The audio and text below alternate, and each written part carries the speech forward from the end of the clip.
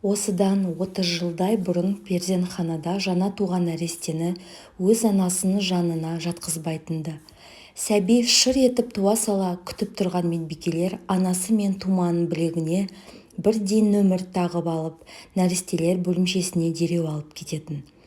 Тәртіп бойынша сәби туысымен жаңа босанған анаға баласын көрсетіп, салмағы сонша, бойы мұнша, ұл я қыз деп айтуға тиіс.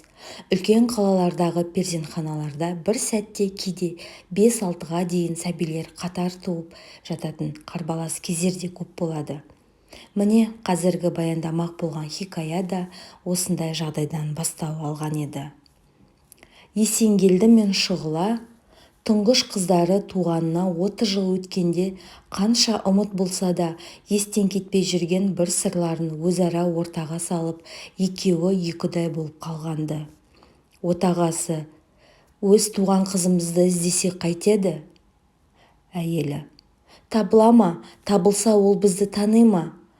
Ал табылды дейік, сонда мына өз қызымызға не дейміз? Деді. Отағасы ол жайлы ойламаған секілді. Оған ештеңе айтпаймыз ғой, өз қанымыздан шыққан қызымызды тауып алсақ болды емес пе?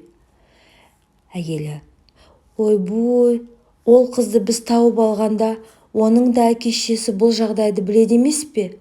Олар да адам баласы ғой, бізге ауысып кеткен қызын олар іздемей қоя ма?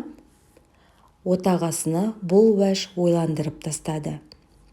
Я, бәседеші, дегеннен басқа сөз айта алмай тарғып қалды. Әйелі алдағы болатын оқиғаны одан әрі өрбітті. Мына біздің қызымыздың да өз әке-шешесі баламызды көреміз деп келсе, оған не бетімізді айтамыз? Сен моңғолдың қызы болатынсың десек, апасы дегенде жанын үзетін ол байғұсты тіріде өлтіреміз ғой. Отағасы: я, бәсе, қиын болатын шығар.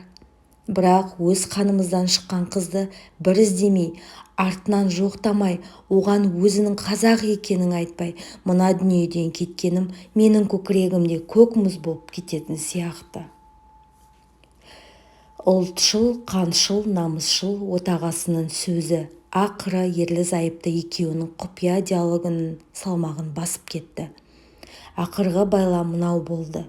Не де болса ол моңғол болып кеткен қызды іздейік. Тапсақ маңдайынан бір иіскеп, қазақтың қызы екенін айтып кетейік. Қазір ол да 30-дан асқан, отбасы, балалы, шағалы болған шығар. Ал мына қазақ болып кеткен өз қызымыздың суретін апарып, оның да әке-шешесіне көрсетейік. Сонымен іс тамам болсын, дегенге келісті. Екеуі шұғыл алыс жолға қамданды. Алматыдағы үйлі баранды болған ұл қыздарын, өздеріне жақын туған туыстарын өз шаңырақтарына шақырды. Осылай да осылай көп жылдан бері аяқ баспаған жастық шағымыз өткен Улан-Батырға сапарлап келмекші болып отырмыз. Осыдан ескі дос-жарандар бар, көшпей қалған өзіміздің бірлі жарым туған туыс